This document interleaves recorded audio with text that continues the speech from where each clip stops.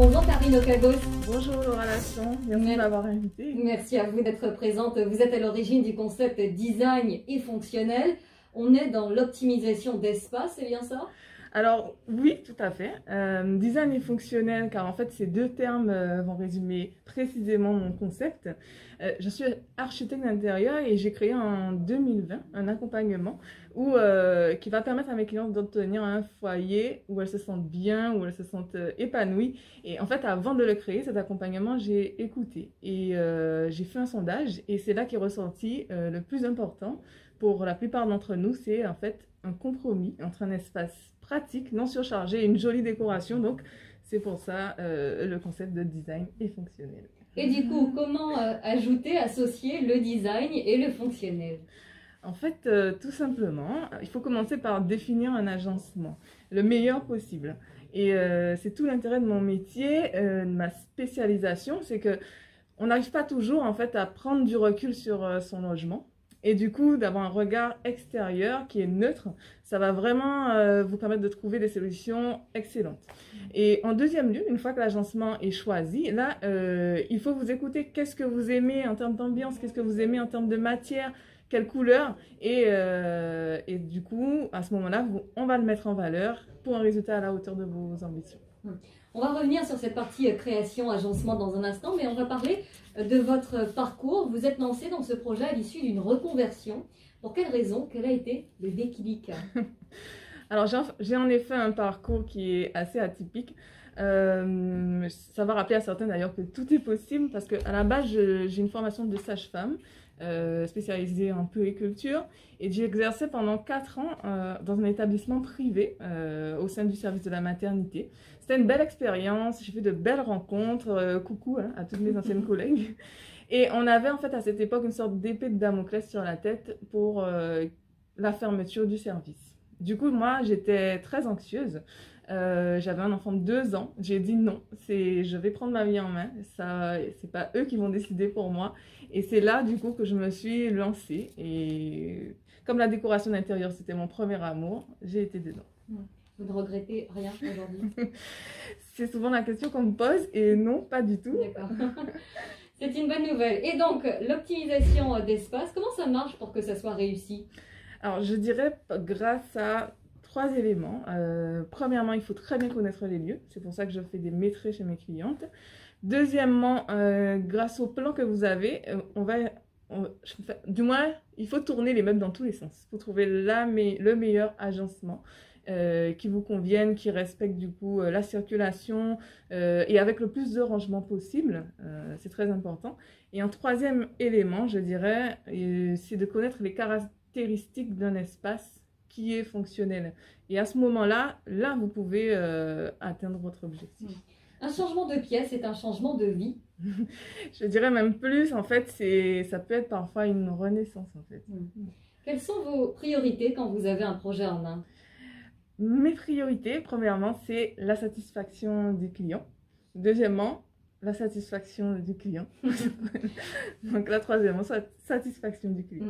Quelles sont les étapes préalables justement pour parvenir à cette satisfaction, à ce changement de pièce?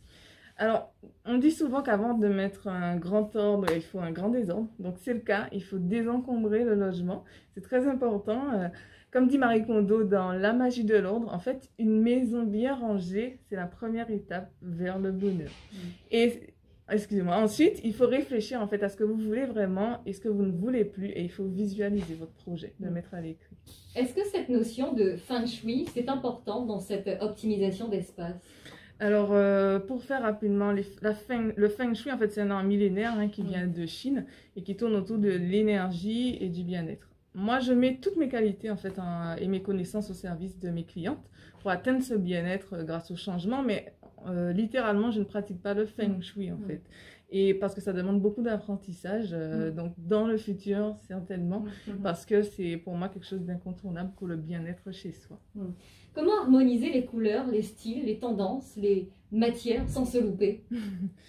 Alors, je dis souvent à qui veut bien entendre que lorsque l'on va faire du shopping déco, en fait, il est préférable d'avoir bien réfléchi son projet. Donc, de savoir à l'avance quel style vous allez donner. Et c'est à ce moment-là qu'on va au magasin. Parce que sinon, on a tendance à acheter par coup de cœur et quand on arrive à la maison, ben, tout est joli séparément, mais ça ne va pas ensemble. Quelle différence quand on fait de l'optimisation d'espace pour un salon, pour une terrasse, une véranda ou un bureau?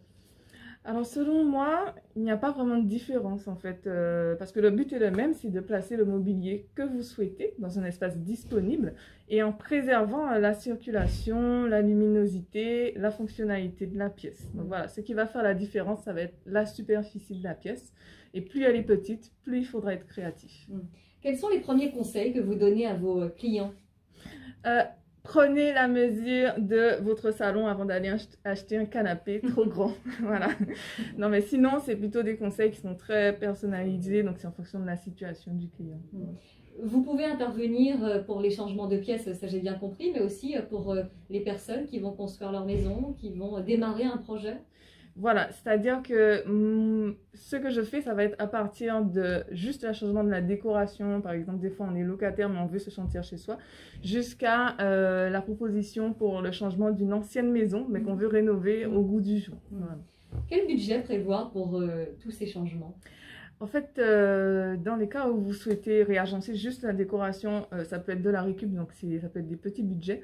Mais quand on passe dans la peinture, le carrelage et tout ce qui suit une grande rénovation, on est plus entre 700 et 1500 € du mètre carré pour les travaux.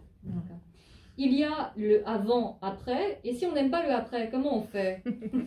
J'aime beaucoup cette question, Laura, parce qu'en fait, mon accompagnement va prévoir de rédiger un cahier des charges et les clients exposent tout ce qu'ils veulent et tout ce qu'ils ne veulent pas. Donc en fait, je ne vais pas laisser la place à la déception et je réalise des croquis en 3 dimensions, de la 3D, des planches d'ambiance pour que les clients puissent se projeter. Donc c'est ma priorité, c'est la satisfaction du client. C'est quoi la pièce idéale selon vous? Elle est composée et faite de quoi?